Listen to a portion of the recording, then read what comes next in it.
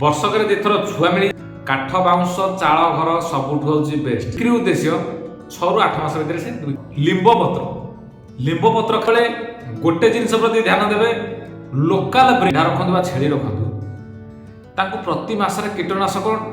ସମସ୍ତଙ୍କୁ ସ୍ୱାଗତ ଆମ ଚ୍ୟାନେଲକୁ। ଆଜିର ଭିଡ଼ିଓରେ କିନା ଆମେ ଡିସ୍କସନ କରିବା କ'ଣ ଯେ ଛେଳି ଚାଷ କମ ଖର୍ଚ୍ଚରେ କରିବା ଆଉ ବହୁତ ଲାଭବାନ ମଧ୍ୟ ହେବ।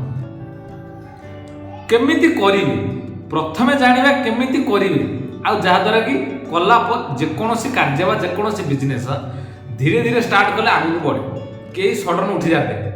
ତେଣୁକରି ଧୀରେ ଧୀରେ କାର୍ଯ୍ୟ କରନ୍ତୁ, ଆପଣ ବି ସଫଳ ହେବେ, ଆପଣ ବି ଲାଭବାନ ହେବେ, ଆପଣ ମଧ୍ୟ ପ୍ରଫିଟ୍ ମଧ୍ୟ ପାଇବେ। ତେଣୁକରି ତାରି ଉପରେ କିଛି ଟପିକ୍ ମୁଁ ଭାସ୍କର ଆପଣଙ୍କୁ ସ୍ୱାଗତ ଜଣାଉଛି ଆମ ଚ୍ୟାନେଲ, ଆପଣଙ୍କ ପ୍ରିୟ channel Bhaskar Deepu farming blogs. ଚ୍ୟାନେଲକୁ ସବସ୍କ୍ରାଇବ କରିଦିଅନ୍ତୁ। ଚାଲନ୍ତୁ ଦେଖିବା ସେଇ ଟପିକ୍, କମ ଖର୍ଚ୍ଚରେ ଛେଳି ଚାଷ କେମିତି କରିବେ। ଚାଲନ୍ତୁ ଦେଖିବା ଭିଡ଼ିଓ।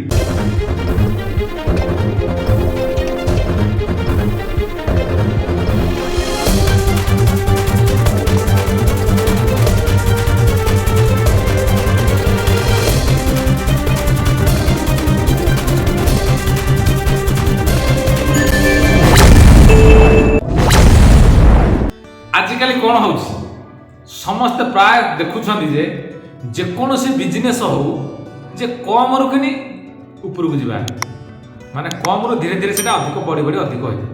ତେଣୁକରି ସେଇଭଳିଆ କିଛି ଚାଷୀ ଭାଇମାନେ ଅଛନ୍ତି ଯାହାକି ତାଙ୍କର ସମ୍ବଳ ମଧ୍ୟ କମ୍ ଅଛି, ମାନେ ଆର୍ଥିକ ପରିସ୍ଥିତି ସେତେ ଭଲ ନାହିଁ। ତେଣୁକରି ସେମାନେ ମଧ୍ୟ ଚାହୁଁଛନ୍ତି କିଛି ଛୋଟ ମୋଟ କାର୍ଯ୍ୟରେ କିନା ଆମେ ବଡ଼ ହେବାକୁ ଚାହୁଁଛୁ। ତେଣୁକରି ତାରି ଉପରେ କିନି ଡିସ୍କସନ୍ କରିବା ଆମେ। ଗାଁ ହେଉ ବା ସହର, ଯେଉଁଠି ବି ଲୋକ ରୁହନ୍ତୁ, ଛେଳି ଚାଷ ବହୁତ ବଢ଼ିଆ। କାହିଁକି ଅଳ୍ପ ଖର୍ଚ୍ଚରେ କିନି କିଛି ଛେଳି ରଖିବେ, କେମିତି ଲାଭବାନ ହେବେ, ତାର କ'ଣ କ'ଣ ତରିକା ରହିବା ଦରକାର, ଆଉ ସେ କେଉଁ ତରିକାରେ କାମ କଲେ ସେ ଷ୍ଟେଜରେ ପହଞ୍ଚି ପାରିବେ ଆଉ ଭଲ ଲାଭବାନ ମଧ୍ୟ ହୋଇପାରିବେ। ତେଣୁକରି ତାରି ଉପରେ ଡିସ୍କସନ୍ କରୁଛେ। ଆମେ ଜାଣିବା ପ୍ରଥମେ ଛେଳି ଚାଷ କମ୍ ଖର୍ଚ୍ଚରେ କାହିଁକି ଲାଭବାନ ହେବା।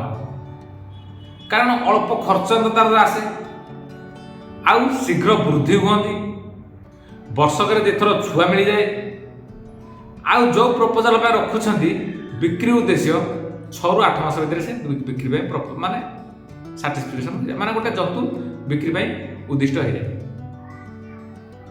ଏଇଟା ହେଉଛି ଛେଳି ଚାଷର ବହୁତ ବଡ଼ ପ୍ରଫିଟ୍, ଯେ ଅଳ୍ପ ଖର୍ଚ୍ଚ ହୁଏ ଆଉ ଶୀଘ୍ର ମଧ୍ୟ ଗ୍ରୋଥ ଆସିଯାଏ, ଆଉ ଗୋଟେ ବର୍ଷ ଭିତରେ କିନି ଗୋଟେ ଥରରୁ ଦିଥର ମିନିମମ୍ ଦିଥର ଛୁଆ ମିଳିଯାନ୍ତି, ଯାହାଦ୍ୱାରା ଯେଉଁ ଛୁଆ ମିଳନ୍ତି ସିଏ ପୁଣି 6-8 ମାସ ଭିତରେ କିନି ବିକ୍ରି ପାଇଁ ଉଦ୍ଦିଷ୍ଟ ହେଇଯାଏ।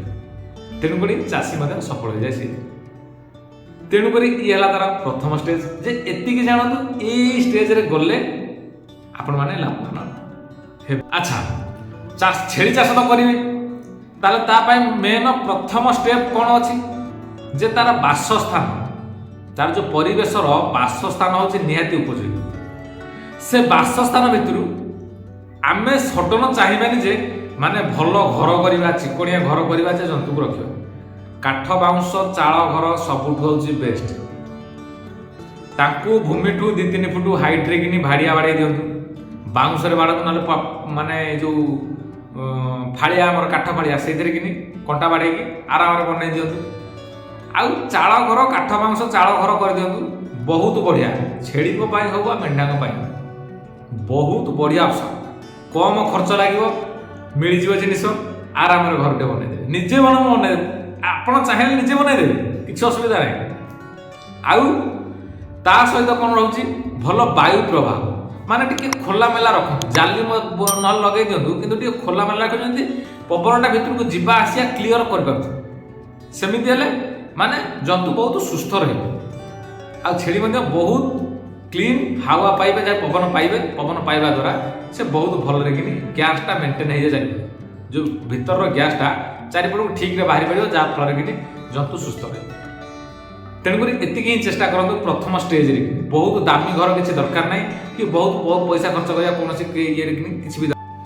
ତାପର ଷ୍ଟେଜ୍ ରହିଲା ଯେ କମ ଖର୍ଚ୍ଚରେ କିନି ଖାଦ୍ୟ ବ୍ୟବସ୍ଥା କେମିତି ରଖିବା, ଯାହା ଫୁଡ୍ ମ୍ୟାନେଜମେଣ୍ଟଟା କେଉଁ ଭଳିଆ ରଖିବା। ମାନେ ବେଶୀ ପାୱାରଫୁଲ୍ କନସେନ୍ଟ୍ରେଟ୍ ଫୁଡ୍ ଯେଉଁ ରହୁଛି ଆମର, ସେଗୁଡ଼ା ବେଶୀ ମାତ୍ରାରେ ଦେବାଟା ଆମ ପାଇଁ ଉଦ୍ଦିଷ୍ଟ ନୁହଁ ଷ୍ଟାର୍ଟିଂରୁ। କାହିଁକି ଆମେ ଏତେ ପଇସା ଖର୍ଚ୍ଚ କରିବାଟା ଭଲ ନୁହଁ। ତେଣୁକରି ଲୋକାଲ ଖାଦ୍ୟ ଚରେଇବାକୁ ଛାଡ଼ନ୍ତୁ, ନହେଲେ ତ ଘାସ କିଛି ଥିବ ଯେଉଁ ଏରିଆରେ କିନି ସେଇ ଏରିଆରେ କିନି ଚରାନ୍ତୁ, ବହୁତ ଭଲ ରହିବ।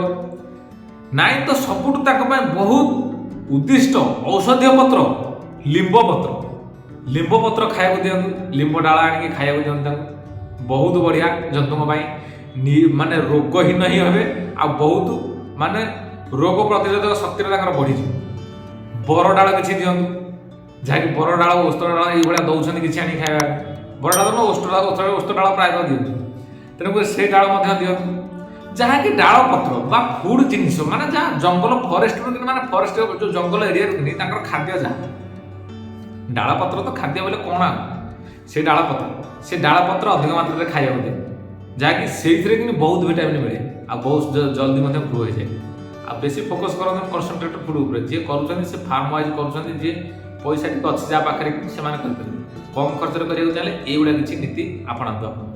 ଆଉ ଗୋଟିଏ ଭଲ ବ୍ରିଡ୍ ବାଛନ୍ତୁ। ଦେଖନ୍ତୁ ଲୋକାଲିଟିରେ ମଫସଲ ଏରିଆରେ ବା ସହର ଏରିଆରେ ଯେଉଁଠି ବି ହଉ ସଦାବେଳେ ଗୋଟେ ଜିନିଷ ପ୍ରତି ଧ୍ୟାନ ଦେବେ, ଲୋକାଲ ବ୍ରିଡ୍ ଯାହାକି ଆପଣଙ୍କ କ୍ଲାଇମେଟରେ ସୁଇଟେବୁଲ୍ ହେଇପାରୁଥିବ, ପରିବେଶର ପରିପକ୍ୱକୁ ମାନେ ନିଜର ପରିବେଶ ମାନେ ନିଜ ଶରୀରକୁ କ୍ଲାଇମେଟ ସାଙ୍ଗରେ ପରିବେଶ ସାଙ୍ଗରେ କିନି ପ୍ରଯୁଜ୍ୟ କଲା ଭଳିଆ ବ୍ରିଡ୍ଟେ ବାଛ, ଯାହାକି ଆମର କ'ଣ ଗଞ୍ଜାମ ବ୍ରିଡ୍ ରହୁଛନ୍ତି, ସିଏ ଆମ ଓଡ଼ିଶା କ୍ଲାଇମେଟ୍ରେ ହୁଅନ୍ତୁ ବା ବାହାର କ୍ଲାଇମେଟ୍ରେ ସବୁଠି କିନି ସେ ସପୋର୍ଟେବୁଲ୍ ରହିବେ, ତେଣୁକରି ଗଞ୍ଜାମ ବ୍ରିଡ୍ର ବଢ଼ିଆ। ତାପରେ ହେଲା ବ୍ଲାକ୍ ବେଙ୍ଗଲ, ସିଏ ବି ଲୋକାଲ ବ୍ରିଡ୍, ସିଏ ମଧ୍ୟ ବଢ଼ିଆ, କାରଣ ଗୋଟେ ଥରକେ ଯୋଉଠି 3ଟା 4ଟା ନାଇଁ ଛୁଆ ଜନ୍ମ କରନ୍ତୁ, ବହୁତ ବଢ଼ିଆ ଗ୍ରୋଥ ଆପଣମାନଙ୍କୁ ହେବ, ମାନେ ଜଲ୍ଦି ଗୋଠ ମଧ୍ୟ ବଢ଼ିଯିବ। ତା ସହିତ ରହିଲା ଯେଉଁ ହାଇବ୍ରିଡ୍ ଛେଳି ଆସୁଛନ୍ତି ତାଙ୍କର କ୍ରସ୍ ବ୍ରିଡ୍, ଅରିଜିନାଲ ବ୍ରିଡ୍ ନୁହଁ, ଅରିଜିନାଲ ବ୍ରିଡ୍ ଆସିକି ସର୍ଭାଇଭ୍ କରିବାଟା ବହୁତ କଷ୍ଟ ହେଇଯାଉଛି, ତେଣୁକରି ତାଙ୍କ ସାଙ୍ଗରେ ଯେଉଁଟା କ୍ରସ୍ ଥିବେ ଲୋକାଲ କ୍ରସ୍ ଥିବେ ସେଇ ଲୋକାଲ କ୍ରସ୍ ବ୍ରିଡ୍ଟାକୁ ହିଁ ରଖନ୍ତୁ, ସିଏ କ୍ଲାଇମେଟ୍ରେ ବହୁତ ସୁଇଟେବୁଲ୍ ରହିବେ, କୌଣସି ଅସୁବିଧା ହେବନି। ତେଣୁକରି ସେଇ ବ୍ରିଡ୍ 2-3ଟା ପ୍ରକାର ବ୍ରିଡ୍ ଯେଉଁ ଆପଣମାନଙ୍କୁ କହିଲି, ଗଞ୍ଜାମ ବ୍ରିଡ୍, ବ୍ଲାକ୍ ବେଙ୍ଗଲ ଆଉ କିଛି କ୍ରସ୍ ବ୍ରିଡ୍, ଏଇତକ ରଖିଲେ ଆପଣମାନେ ଜଲ୍ଦି କମ୍ ଖର୍ଚ୍ଚରେ କିନ୍ତୁ ଗ୍ରୋ କରିପାରିବେ ଆପଣଙ୍କ ବିଜନେସ୍। ତେଣୁକରି ଏଗୁଡ଼ାକ ଉପରେ ଫୋକସ୍। ଆଉ ଗୋଟିଏ କଥା ରହିଲା, କମ୍ ଖର୍ଚ୍ଚରେ କିନି ରୋଗ ପ୍ରତିରୋଧ କିଭଳି କରିବେ। ଦେଖନ୍ତୁ ଯେକୌଣସି ଜନ୍ତୁ ରଖୁଛନ୍ତି, ମେଣ୍ଢା ରଖନ୍ତୁ ବା ଛେଳି ରଖନ୍ତୁ, ତାଙ୍କୁ ପ୍ରତି ମାସରେ କୀଟନାଶକ ଭ୍ୟାକ୍ସିନ୍ ଦିଅନ୍ତୁ ବା ଇଞ୍ଜେକ୍ସନ୍ ଦିଅନ୍ତୁ, ଯାହାଫଳରେ କିନି ଜନ୍ତୁ ସୁସ୍ଥ ରହିବ। ଆଉ ଠିକ୍ ସମୟରେ ହିଁ କରନ୍ତୁ, ପ୍ରପର୍ ସମୟରେ ସମସ୍ତଙ୍କର ଯେକୌଣସି ରୋଗ ପ୍ରତିରୋଧକ ଶକ୍ତି ବଢ଼ାନ୍ତୁ କି କୀଟନାଶକ କିଛି ଦିଅନ୍ତୁ, ପ୍ରପର୍ ଟାଇମିଂରେ ଦେବେ, ତାହେଲେ ସେଇଟା ଆପଣ କ'ଣ ଫଳ ପାଉଛନ୍ତି ନା ନାହିଁ ନିଜେ ଜାଣିପାରିବେ, ଆମେ କିଛି ବୁଝିବାକୁ ପଡ଼ିବ। କାରଣ ଯେତେ ରୋଗର ମାତ୍ରାକୁ କଣ୍ଟ୍ରୋଲ କରିପାରିବେ, ଆଉ ତା ସହିତ ସୁସ୍ଥ ପାଣି ପିଇବାକୁ ଦିଅନ୍ତୁ, ସଫା ପାଣି ପିଇବାକୁ ଦିଅନ୍ତୁ, କୌଣସି ଅନାବନା ପାଣି ଆଣି ଦେଇ ଦିଅନ୍ତୁ। ସଫା ପାଣି ଦେଲେ ରୋଗ କିଛି ହୁଏ ନାହିଁ ଜନ୍ତୁକୁ, ଯାହାଦ୍ୱାରା କି ସେ ସୁସ୍ଥ ରୁହନ୍ତି। ଆଉ ରୋଗ ଯଦି ବଢ଼ିଲା ତାହେଲେ ଖର୍ଚ୍ଚ ମଧ୍ୟ ବଢ଼ିବ, ସେଥିପାଇଁ କୁହାଯାଉଛି ଜନ୍ତୁଙ୍କୁ ସୁରକ୍ଷାର ସହିତ କୀଟନାଶକ ଠିକ୍ରେ ହିଁ କରନ୍ତୁ, ଯାହାକି ରୋଗ ପ୍ରତିରୋଧକ ଶକ୍ତି ତାଙ୍କ ଦେହରେ ବୃଦ୍ଧି ହେବ, ଯାହାଫଳରେ କି ରୋଗ କମ୍ ହେବ, ଯାହାଫଳରେ ଆପଣ ଅଧିକ ଲାଭବାନ ମଧ୍ୟ ହେବେ। ସଦାବେଳେ କମ୍ ଖର୍ଚ୍ଚରୁ ଆରମ୍ଭ କରନ୍ତୁ, ଯାହାକି 8-10ଟି ଛେଳିରୁ କିଣି ଆରମ୍ଭ କରନ୍ତୁ, ଯାହାକି ଆପଣମାନଙ୍କୁ ଲଗଭଗ ହେଇ 8-10ଟି ଛେଳି କିଣିଲେ କେତେ ଟଙ୍କା ଆସିବ, ମିନିମମ୍ ତାହେଲେ 8-10 ହଜାର ହେଲେ ଟଙ୍କା 40-50 ହଜାର ଭିତରେ କିଣି ଜନ୍ତୁ ହେଇଯିବ। ଆନୁମାନିକ ହିସାବ କଲେ, ଆମେ ତ ପର୍ଟିକୁଲାର କହିପାରୁନୁ, ଆନୁମାନିକ ହିସାବ କଲେ ଏଇ ରେଟ୍ ଭିତରେ କିଣି ଗୋଟେ ଲୋକାଲ ବ୍ରିଡ୍ ହେଇଯିବେ, ମିଳିଯିବେ ଆପଣଙ୍କୁ। ସେତିକି ଖର୍ଚ୍ଚରୁ ଆରମ୍ଭ କଲେ ଆପଣମାନେ ଧୀରେ ଧୀରେ ଗ୍ରୋଥ୍ କରିବେ। 10ଟା ଛେଳି ରଖିଲେ, 8-10ଟା ଛେଳି ରଖିଲେ, ତା ଭିତରେ ଗୋଟେ ବ୍ରିଡର ରଖିଲେ ଆପଣମାନେ କମ୍ ଖର୍ଚ୍ଚରୁ ଆରମ୍ଭ କରିବେ, ଧୀରେ ଗ୍ରୋ କରିବେ। ଗ୍ରୋ କଲା ପରେ ତାପରେ ବଜାର ମୂଲ୍ୟକୁ ଦେଖିବେ, ବଜାର ମୂଲ୍ୟରେ ସଦାବେଳେ ଆକ୍ଟିଭ୍ ରହିବେ, ବଜାରରେ କ'ଣ ମୂଲ୍ୟ ରହୁଛି ସେଇ ଅନୁଯାୟୀ ଆପଣଙ୍କ ଜନ୍ତୁକୁ ଆପଣମାନେ ସେଲ୍ କରିବେ। ବଜାର ମୂଲ୍ୟ ଦେଖିବେ, ସଦାବେଳେ ଯଦି ବଜାର ମୂଲ୍ୟ ଚଢ଼ା ରେଟ୍ ରହୁଛି ତାହେଲେ ଆପଣ ବି ଚଢ଼ା ରେଟ୍ରେ ବିକିବେ, ଯଦି କମ୍ ରହୁଛି ଯେଉଁ ଲେବୁଲ୍ରେ ରହୁଛି ସେ ଲେବୁଲ୍ରେ ଯଦି ଚାଲିଛି ତାହେଲେ ସେ ଲେବୁଲ୍ରେ ରଖିକି ଚଲେଇବେ। ତେଣୁକରି ଆପଣଙ୍କୁ ଯେଉଁ ସୁଇଟେବୁଲ୍ ହେବ ସଦାବେଳେ କିନ୍ତୁ ବଜାର ସାଙ୍ଗରେ କନେକ୍ସନ୍ ରଖିଥାନ୍ତୁ, ଯାହାଦ୍ୱାରା କି ଆପଣଙ୍କୁ ସୁବିଧା ହେବ, ଜିନିଷ ରେଟ୍ କିଛି ଉପର ନିଚ ହେଉଛି ନା ନାହିଁ ସେତିକି ଦେଖିକି ବିଜନେସ୍ ଆରମ୍ଭ କରନ୍ତୁ, ସେଥିରେ ଲାଭବାନ ହେବେ। ଯଦି ଭିଡ଼ିଓ ଆପଣଙ୍କୁ ବହୁତ ଭଲ ଲାଗୁଛି ତାହେଲେ ସବସ୍କ୍ରାଇବ୍ କରନ୍ତୁ, ସେୟାର ବହୁତ ମାତ୍ରାରେ କରନ୍ତୁ, ସପୋର୍ଟ ଜାରି ରଖିଥାନ୍ତୁ, ସେଇ ଭଲ ଭାବେ ଆମ ସାଙ୍ଗେ ଆମ ସାଙ୍ଗରେ ଆଉ ଆପଣଙ୍କ ସାଙ୍ଗରେ ଯୋଗାଯୋଗ ଠିକ୍ ରହୁ, ଯାହାଦ୍ୱାରା ଆମେ ଆହୁରି ଆଗକୁ କିଛି ନୂଆ ଭିଡ଼ିଓ ଆଣିବୁ ଆପଣମାନଙ୍କ ପାଇଁ, ଆଉ ଆପଣମାନଙ୍କ ସୁବିଧା ପାଇଁ ଭଲ ଟିପ୍ସ ସହିତ ଆମେ ଆପଣମାନଙ୍କ ପାଇଁ ଭଲ ଭିଡ଼ିଓ ଆଣିକି ଆସିବୁ।